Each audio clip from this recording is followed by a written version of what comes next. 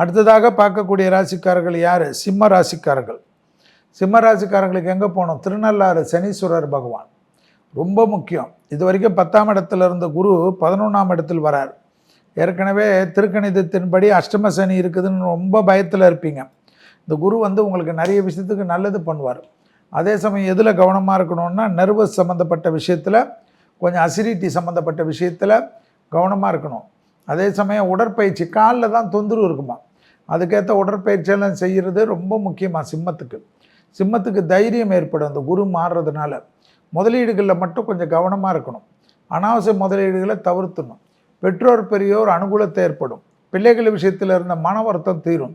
பிள்ளைகளுடைய படிப்பு, உத்தியோகம், தொழில், வியாபாரம் டக்குன்னு நிவர்த்தி ஏற்படும். குடும்பத்தில் கணவன் மனைவி சண்டை போட்டிருந்த அமைப்பெல்லாம் மாறும். காதல் அமைப்பில் இருந்த பிரச்சனைகள் மாறும். நல்ல அந்யோன்யம் அதிகரிக்கும். நிறைய டிராவல் குடும்பத்தாருடன், லவ்வர்ஸுடன் அதிகமாக டிராவல் செய்யக்கூடிய ராசி யார்? சிம்ம ராசிக்காரங்க.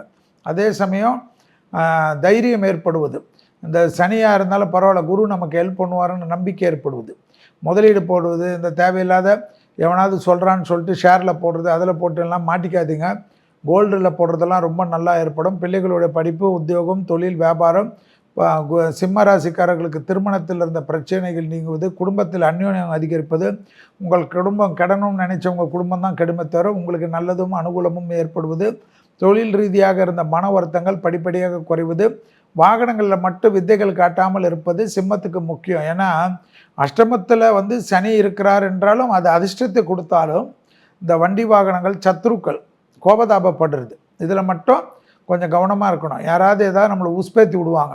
என்ன உனக்கு மட்டும் எதுவுமே நடக்க மாட்டேது, ஊரில் இருக்கவங்களுக்கெல்லாம் உன் புருஷன் செய்கிறான், ஊரில் இருக்கவங்களுக்கெல்லாம் உன் பொண்டாட்டி செய்கிறான்னா அந்த ஆளுங்களே பக்கத்திலே சேர்க்கவே கூடாதான்.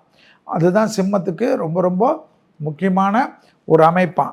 அதே சமயம் பார்த்திங்கன்னா சிம்மத்துக்கு அந்த திருநள்ளாறு ரொம்ப முக்கியம்.